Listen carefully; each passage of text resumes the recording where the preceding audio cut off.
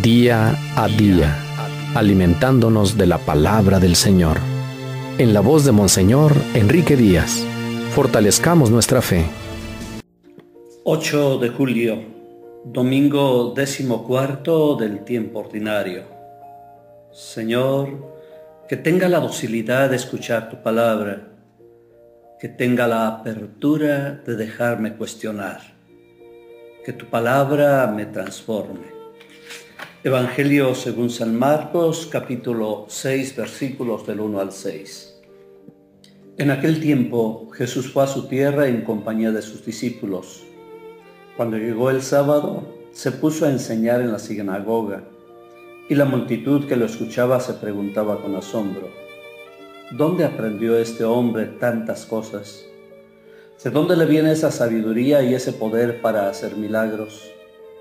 ¿Que no es este el carpintero, el hijo de María, el hermano de Santiago, José, Judas y Simón?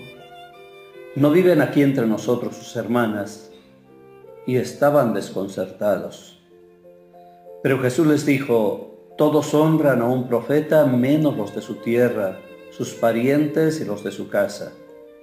Y no pudo hacer allí ningún milagro, solo curó a algunos enfermos imponiéndoles las manos. Y estaba extrañado de la incredulidad de aquella gente. Luego se fue a enseñar en los pueblos vecinos. Palabra del Señor. 3 profetas inflamados por el Espíritu. 3 profetas cuestionados por su pueblo. 3 profetas fieles a su misión: Ezequiel, Pablo y el mismo Jesús. Al contemplar las 3 cuestionadas figuras de profeta que nos presenta este domingo, vienen a mi mente las palabras del Papa Francisco. La docilidad a la voz del Espíritu impulsa a quemar la vida por el anuncio del Evangelio. Es lo que caracteriza a cada hombre y a cada mujer cuya opción es misionar. Una llamada que encadena, un impulso irresistible que lleva a entregar la vida, aún más, a quemarla por el Evangelio. Hablar en nombre de Dios es riesgoso, comprometedor y avasallante. Con mucha frecuencia se nos presenta a Jesús rodeado de multitudes, aclamado y reconocido. Las multitudes, compuestas en su mayoría por gentes sencillas, ignorantes, pobres y necesitadas, perciben esa fuerza y esa sabiduría que brotan de los labios de Jesús. Reconocen que son presencia del reino de Dios. Así, Jesús, reconocido y aceptado, va sembrando su palabra. Pero no todo es miel. Su palabra también es contradicción, cuestiona, descubre y desnuda las ambiciones de los corazones. Entonces es rechazada y provoca persecución. Cuando Jesús hace el milagro y se manifiesta poderoso, es fácil aceptarlo.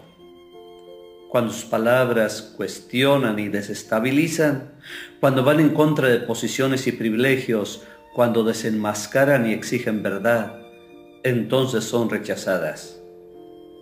Hoy se nos presenta otro rostro de Jesús, un rostro humilde, sencillo, conocido, el rostro del carpintero, del hombre de todos los días, y entonces puede pasar desapercibido. En Nazaret conocen todo de Jesús, su particular historia familiar, su apariencia, sus cabellos, sus ojos, costumbres y episodios familiares. Nada habían descubierto de particular en este joven que ahora se presenta en la sinagoga y que todos le reconocen autoridad y sabiduría. ¿Cómo aceptarlo si siempre lo habían visto como uno más de la pequeña población? ¿Cómo reconocer un profeta en quien está catalogado como un simple artesano, perteneciente a una familia como todas? ¿Cómo es posible reconocer a Dios en un individuo tan familiar, tan vecino, tan ordinario? Un Dios tan cercano, tan próximo y tan a la mano es difícil de reconocer.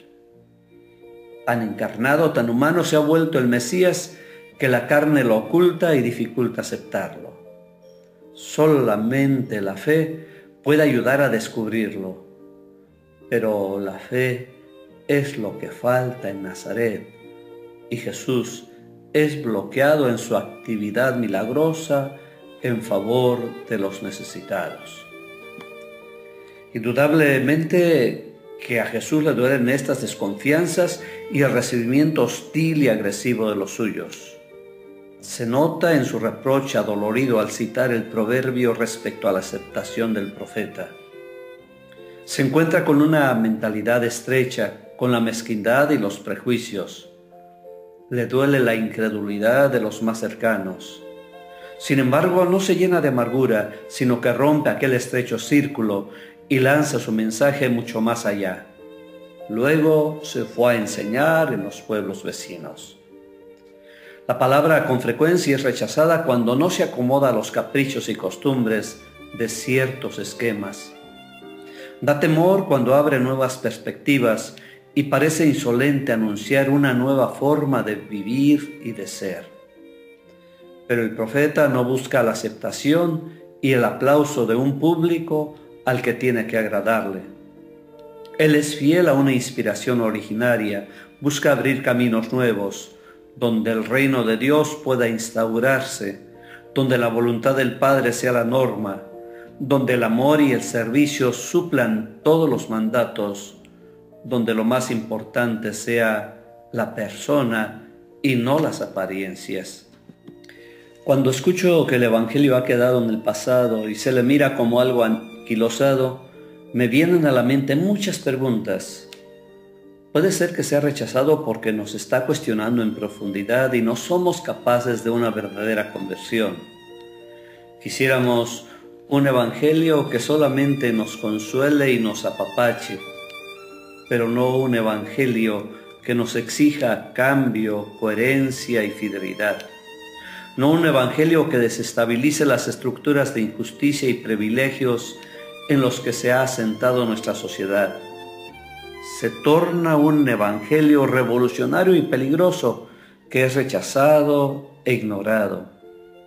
Entonces serían para nosotros las palabras de Ezequiel: un pueblo rebelde, testarudos y obstinados. Y habrá que seguir proclamando valientemente el evangelio. Habrá que ser fieles a nuestra misión de profetas.